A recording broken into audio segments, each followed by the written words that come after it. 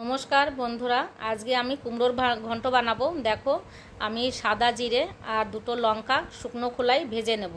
आमी कुमड़ोटाके झिरी झिरी करे केटे निয়েছি, निয়ে एबारे देखाबो किभाबे रान्ना करते हय एटाके।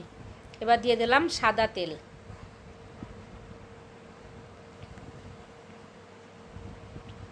तेलटा एबार गरम हये गेले आमी दिए दिलाम किछुटा सादा जिरे फोड़न।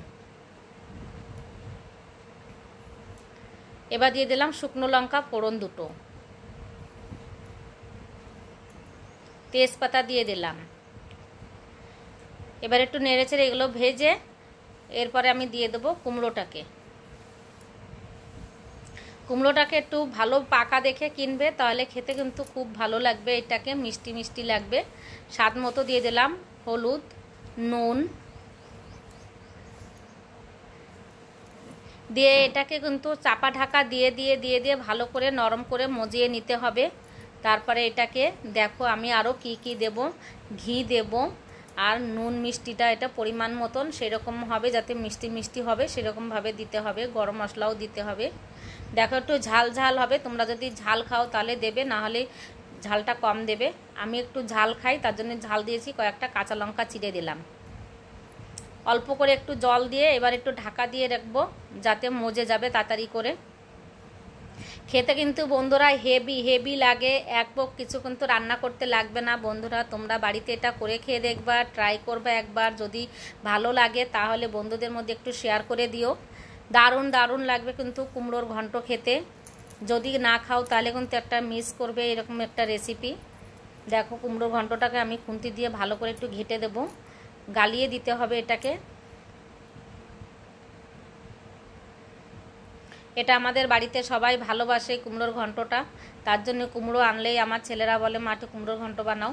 আমি এবার চিনি দিয়ে দিচ্ছি, মিষ্টি মিষ্টি ভাব কিন্তু হবে এই ঘন্টটা।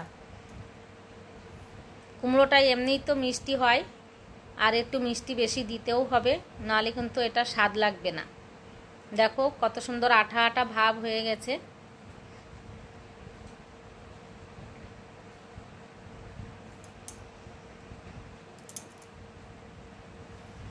এবার দিয়ে দিলাম আদা বাটা, আর দিয়ে দিলাম ওই যে সাদা জিরে আর লঙ্কা আমি সাদা শুকনো খোলাইতে ভেজে রেখেছিলাম, সেটা আমি গুঁড়ো করে দিয়ে দিয়েছি।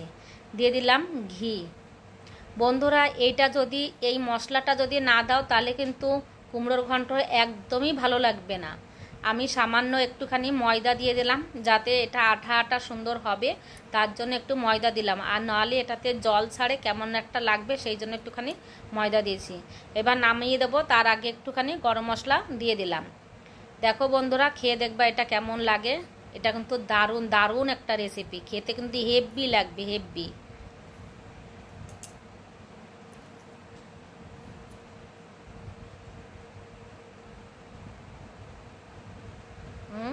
দারুণ। টাটা, নমস্কার, তোমরা সবাই ভালো থেকো।